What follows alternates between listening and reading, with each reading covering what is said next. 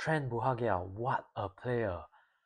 A lot of talk about him being a pace merchant, but no one, I think, expected Tampines and TRENT to light up the first game of the season like the way Tampines did. What an exciting game! Just one game, already one trophy, one appearance, two goals, and one assist in a man of the match performance from TRENT BUHAGIAR. You can see him here with the trophy, and I'm sure all his teammates are very happy to have him on the team. Let's take a look at how he did what he did against the Lion City Sailors in causing a major upset in the first game of the campaign. We can see here TRENT pressing the center back, and Tampines, they have very organized. They have closed off all the passing options in the midfield, so there's not much option, maybe just to pass back. And as soon as Tampines win the ball here, you can see TRENT is already looking and on his bike to make a run in behind, and he loves to make these runs, as we will see, behind the center back, between the center back and the fullback, as we will see later on. And already in the first minute, a goal. And here you can see Sega Sumi have all the time in the world to play a pass, and TRENT is already on his bike behind the fullback and center back again. And wow, what a control! What a first time chest control, one touch to put it in his stride, and all the composure in the world. I love this runs in behind, and there's a simple finish but so clinical. Two goals and one assist. Very excited to see TRENT light up the league. Hi guys, so I'm Nigel. I used to be an analyst at Lion City Sailors, doing video data recruitment analysis for the past 3 to 4 seasons. And today, I want to spotlight on TRENT Buhagiar, which is of course the new Tampines signing that they announced a couple of weeks ago. We're gonna do a dive into his data as well as his video. So data test, eye test, and we're just gonna see what kind of player he is and what he's gonna bring to Tampines. Here, very quickly, you can already see his transfer mark profile. Of course, this you can look at it yourself also. 1.78, okay, right winger, 27 years old, pretty decent-ish. Come to SPL, 300K market value, contract supposed to expire next year, and he played for Kapas in the Azerbaijan first division, and it already says here he's gonna take the leave. And well, you see here, I believe this is the A-League Championship that did he win it with Sydney or perhaps? Yeah, so I'm just going to dive like into some stats, some data, and then we go to the video. And this is typically like what I will look out for when I look at a player, and I just want to showcase like what sticks out to me from an analysis standpoint. So already you can see 12 appearances. One thing that we look out for is zero goal participation, and it's 0%. So I know that he plays a right winger, but he can also play as a center forward, second striker, and left winger. So nowadays, as a winger, sometimes you play as a striker as well, or like an inside 10, and you expect to contribute in terms of goals, in terms of shots as well. And it's not like a young player anymore. I think that's something that we'll keep a lookout on. So yes, Malta citizenship.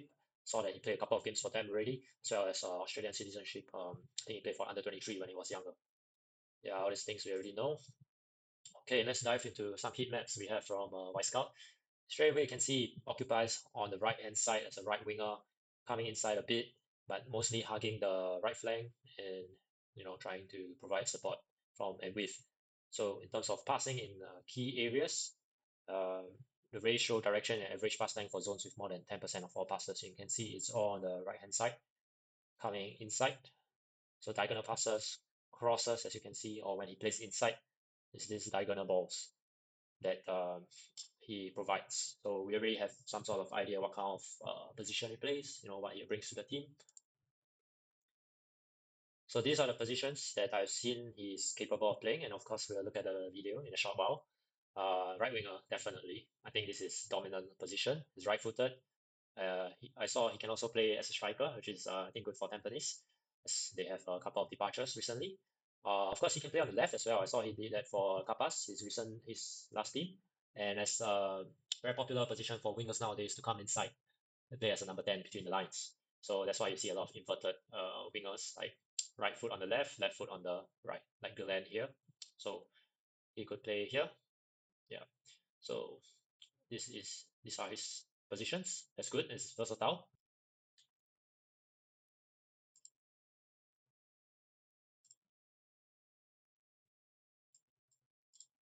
So now let's take a look about some highlights of him. Like you saw, it's about his best actions.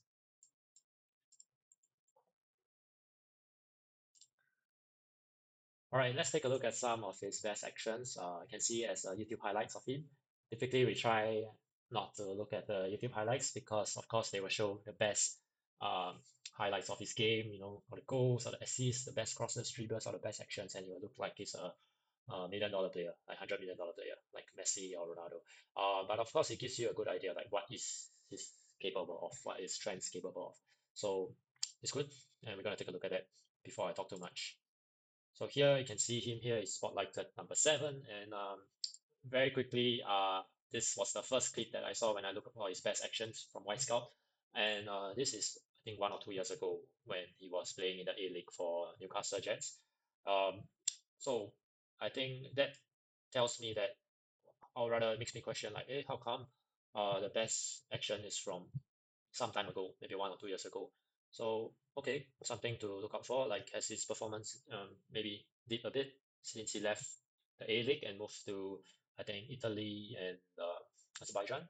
So that's already create some sort of picture in my head. But okay, let's take a look more. I think that this was a very good action from him. So one thing I noticed is he contributes a lot in the pressing or the counter pressing. You can see here he was very quick to the loose ball, bang, goal.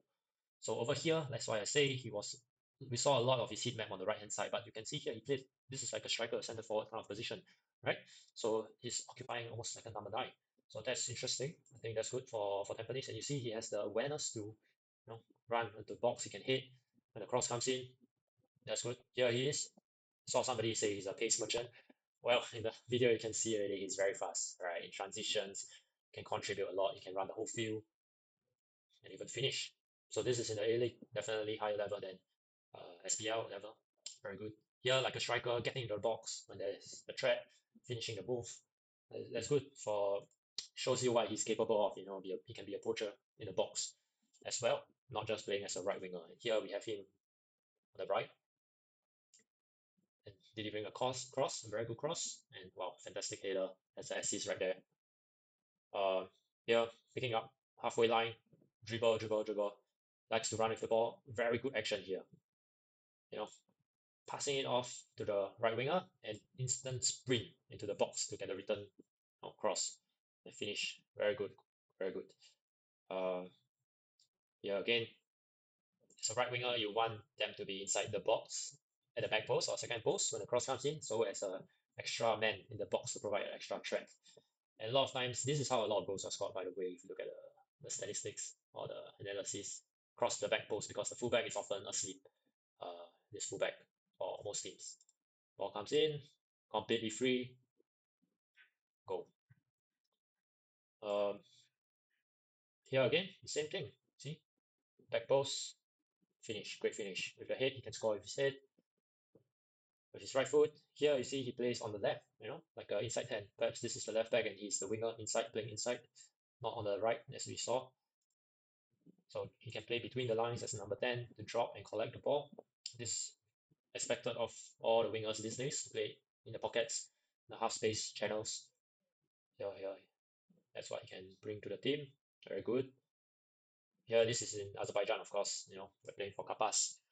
And again, you see on the left, inside 10, between the lines, very good positioning. He can play in these pockets, it seems. That's good to see. Pick up the ball, lay off, and straight away run into the box. So he has that experience, that know-how to operate in this kind of like dangerous areas. And after layoff, to get into the box, which is what you want your players to do, your forwards to do. Here you see this. You see what he's capable of with this action. Spin, shoot. So we have some sort of idea what he's capable of. Okay, very interesting player. But of course, that is like the best highlights reel of Trent.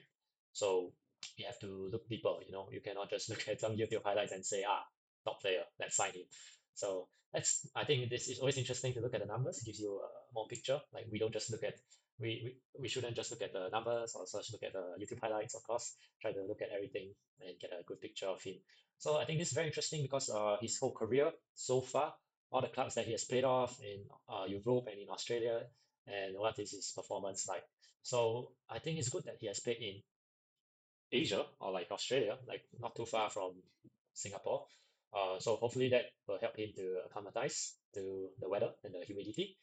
Um, yeah, so Sydney FC is of course a familiar team to our Singapore fans. But okay, let's see. What speaks out to me is 0 goals. Not a lot of minutes for Capas and Brescia. I think usually we try to have a player have at least 700 or 900 minutes so that the numbers and stats you see is actually significant. If you play like 300 minutes and you score 2 or 3 goals, then it's like almost a goal every game. With games at 100 minutes nowadays, you score a goal every game, then it'll look very good for your CV. So I think that's not very significant enough minutes. So we try to see if they have significant minutes, and okay, this is quite the lower side, 0 goals. I think that speaks out to me. Of course, it's not. Maybe I don't think he's trying to play as an out and out striker for Tampines, but still something to take note. You see more later, and I think in Australia for the various clubs, he did pretty well, like 5 goals here, 7 goals here. This decent. For Sydney, very good.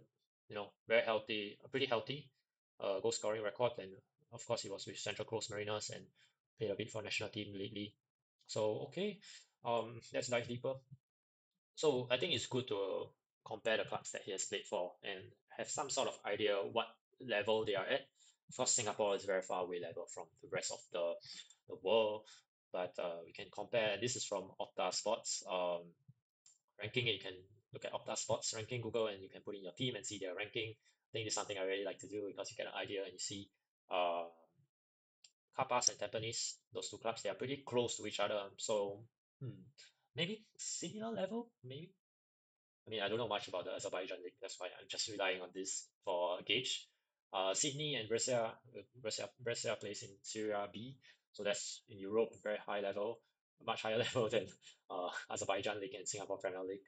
So, okay, I have some sort of idea now. He's doing quite well in Sydney at that time, and now he went to a bit of a lower level and to get game time perhaps. And now he's coming to Tampines, which is of a similar level. So this we can see Hapa's form. I think it's good to look at what type of club does he play for. Are they like top of the table or bottom of the table? And you can see they are more like bottom of the table in the league. Why do I look at this? Because as a bottom table team, like for example for Singapore fans, like if you play for let's say Young Lions or Tanjong Pagar, when you play against Tampines or Lion City Sailors, you won't have so much of the ball perhaps as a forward. If you play forward, maybe you have more off the ball work than on the ball. You won't have so much time and ball to showcase your flair, your skills, your dribbles, your shots. You don't get the ball a lot. So most of the time it's just defending. So it gives me sort of idea on like maybe that he has been showing a bit lower numbers as we'll see later because his team is finding it difficult in his league. And of course now when he comes to Tampines, they are more of a ball possession heavy kind of team. Of course they have changed their coach now with Gavin leaving. We're gonna see Akbar more. You can take a look at what's that gonna be. But it's gonna be different, right? I expect him to try to see more of the ball um, at Tampines. So you can see at Kapas they struggled, concede almost 2 goals every game. Goals scored very poor form, a lot of losses. Uh, they see like negative goal difference, and also it's tough for him uh, for, over there it seems. So now you see, I haven't looked so much into how Akbar play. I think he was at Balestier when I started uh, working as an analyst at another club, and now he's back. So good to see him back after coaching in Thailand and elsewhere. So I think this was a quote I saw from Tampines Instagram. My coaching philosophy is always being built around intelligent attacking football within a tactical discipline. Okay, that's quite consistent with Gavin in terms of the intelligent attacking football. I think Gavin's very good coach playing attacking football, very attacking, very possession heavy, very attractive football. Um, Within a tactical discipline, for me that hints at a bit more, perhaps maybe he'll be more pragmatic in terms of not taking so much risk. I need to look more into Akbar's previous games, how he likes to set up his team. but I think this is good to just have an idea. And I think we have already seen some key departures, very key departures at Tampines. Siakunori, striker or second striker. Enomoto, center forward, is leaving. Kyoga, wow, what a talisman or stalwart of Tampines. Great player, great playmaker. 6, 8, 10 box to box, he can do it all. Very big loss for Tampines, I would say. And Ai Gami is a young player, young winger. So I think these are big departures for the club to fill, and it'll be interesting to see the new look Tampines. So interesting. Straight away we could see that the back three or the back line, the key players, they are staying. I guess this is good because they have some solidity, some stability at the back. It's very important if you want to play attacking football. You must be tight, stable, compact, confident at the back. And it's good to retain a defense that is the same as last season. So new signings, I think we have seen some exciting announcements. We have Koya Kazama, Sega Sumi, and of course Trent himself. So I think they are going to fill the shoes of the departures, those that have departed, um, and we can see where they're going to play. So for me, I see Trent playing a lot on the right, although he can play striker as we saw. Koya, they said he's an attacking midfielder. Sega Sumi is a defensive midfielder, and we have Glenn, he can play on the left, on the right. We have Faris, also can play on the left, on the right. So I think this is, and then I think they need another striker. I'm not sure if they will sign one, but with the loss of Enomoto, of Kunori, I think they need a striker. Of course, Trent can play there as well, but remember they are playing Shopee Cup, playing ACL2, they're playing Singapore Cup and SPL, of course. So many games as we saw with Lion City Sailors. So you need a squad to be able to compete on these fronts. So let's see the overall performance. Very quickly, we can see that this is a radar chart. I think it gives a good picture on like the strengths of the player and where he's lacking a bit. So interesting that he's a winger or forward, but he's very stands out in terms of counter pressing recovery. So this is after you lose the ball, do you make a run to try to regain the ball? See that press under Jurgen Klopp for Liverpool a lot, and it's very popular nowadays. Sucks very good in passing accuracy. Again, this is defensive work. It's good to see that in a winger, opposition half recoveries. So very strong in those aspects, but in terms of the attacking aspects, like progressive runs, key passes, shots, goals, we don't see much of that. So I think we have to look more into that. Because when you sign a winger or a forward, I think you are looking for those things like right, assists, crosses, shots, goals, dribbles, these key metrics. So I noticed in the video he likes to run with the ball, and you can see that a bit here. But still, this is compared to players in the same position and competitions. So probably in the Azerbaijan league, he's in the 47 percentile. So that's not like usually you want to see like something higher. So that's not too high, but okay, he likes to run with the ball. I saw that, and I'll show that video later. Shots, okay. I don't didn't see many shots, but yeah, 67 percentile. No goals, XG is quite low. Dribbles, crosses also quite low. Mm, touches in box also. So I think we have to look more into the video and not just look at the stats, but I think it already gives me such some sort of indication about his gameplay. So over here is a comparison of his 490 stats with the rest of the league in the same position. I think this one they use Azerbaijan league and the Syria B league. So I think you can see he is performing better than the rest in terms of interceptions, but for the other key metrics, as I said, is inferior. Same here in the Azerbaijan league. You see he stands out. So he's the blue line. He stands out for number 10, which is counter pressing recoveries. We already know that. That's very good. He works hard to regain the ball, and I think that's something very good to see in the video. And but the rest of the things that you typically want from a winger uh, or striker, we see that it's a bit lacking. So we have to look more into the video. Okay, more stats. Yeah, but it's interesting to see always when you compare a player with the rest of the league, and this visualization is so good for me because you can see where does the player stand. So for me, it's like more like below the median or average, as we already saw for all these metrics, except for recoveries, counter pressing is above average. So here you look some top line numbers. Crosses about one per game, one or two. Same for dribbles, one or two per game. Shots on target is less than one per game. Progressive runs, he likes to run with the ball. I saw this a lot, which is good. Um, so for me, I already paint some sort of picture like, okay, this guy like to have the ball and run with the ball, but the final end product maybe not so much there because he has pace, he has speed, can run with the ball, good.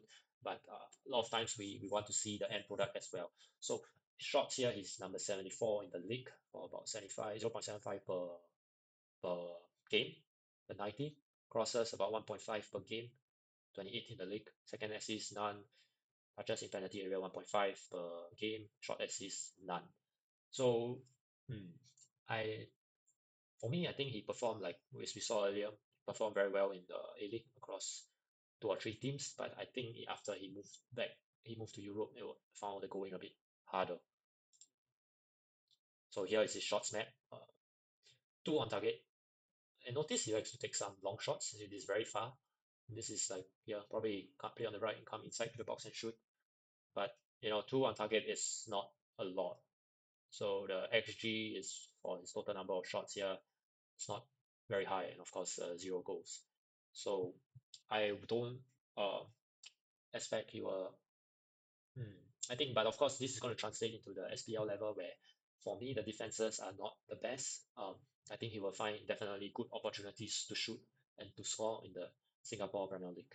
And of course, this is he has been playing at a different level, a much higher level, where and for like a team that is, as we saw, is the bottom of the league. So the going is a bit tough, but now at Tampines, I believe they will have more of the ball and where he can showcase more of his abilities.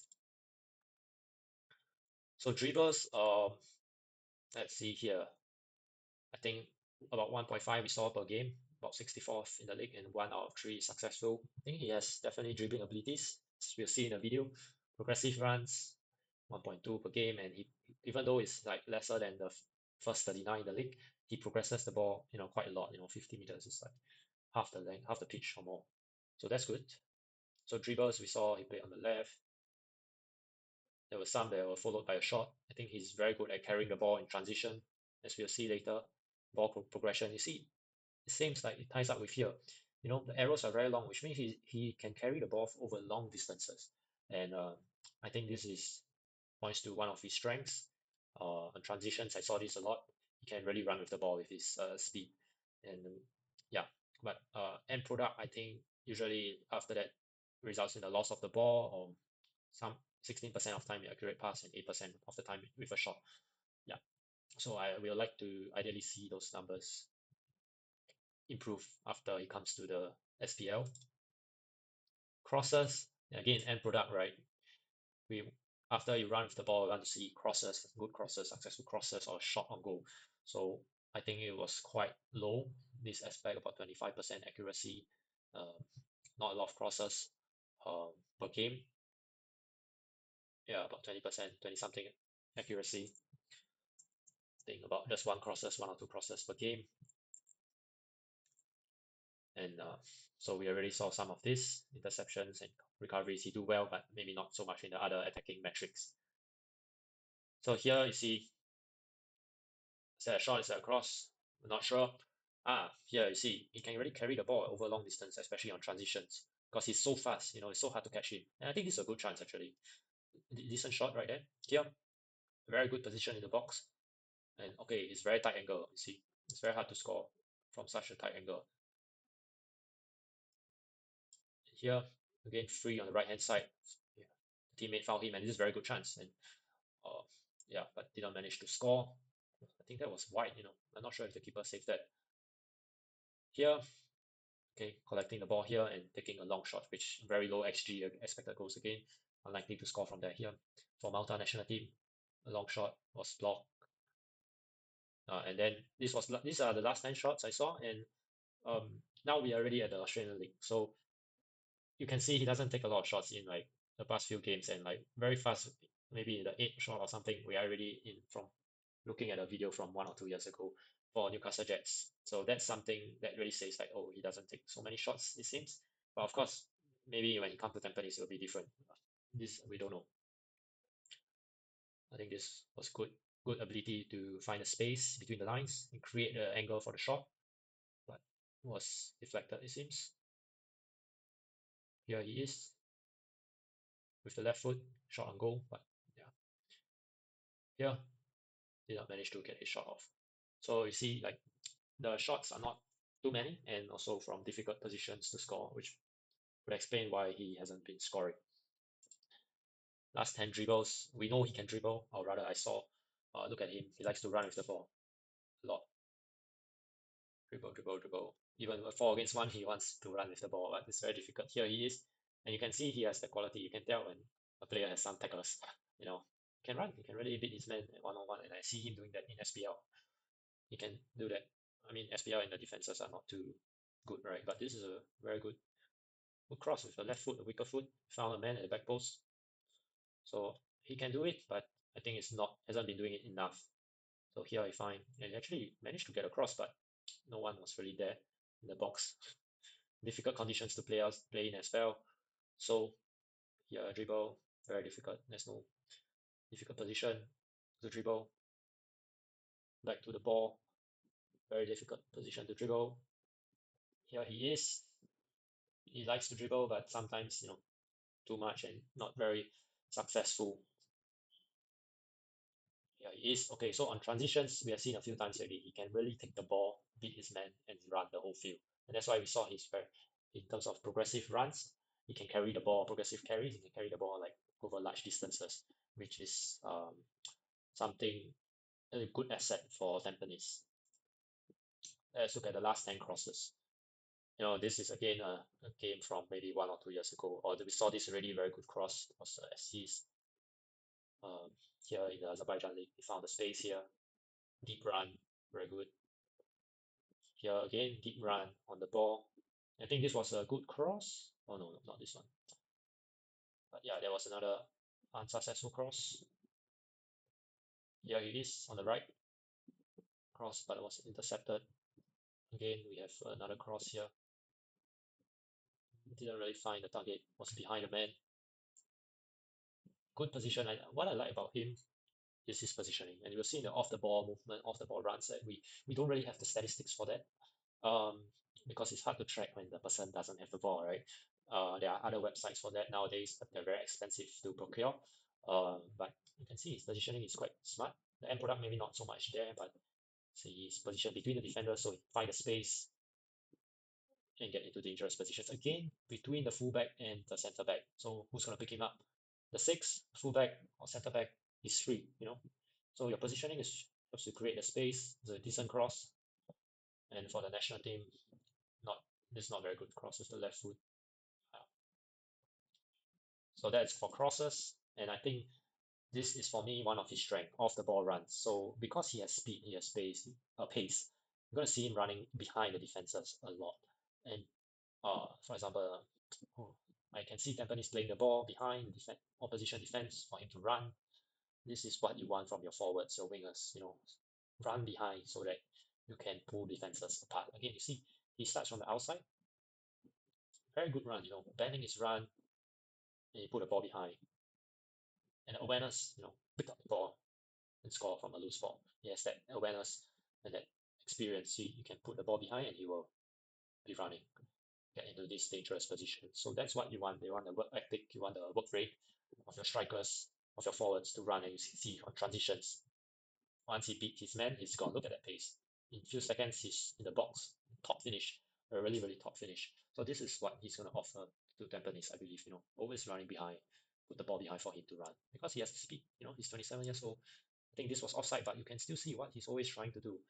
Try to come onside and then blindside run. He's gone. In this way, he doesn't have to beat his man so much because he already making the run. I think this was a good cross for me, but nobody in the box.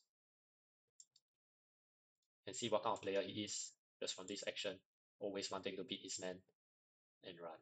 You know that kind of player if you play football, right? So the last part we already saw that the recoveries in the final third, counter pressing recoveries is very good. You can see here on the left and the right, a lot on the right.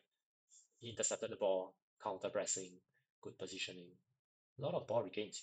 That's something that recoveries in final third. So for high press teams, Tampines like to high press. We don't know if Upper will continue that, but I believe so.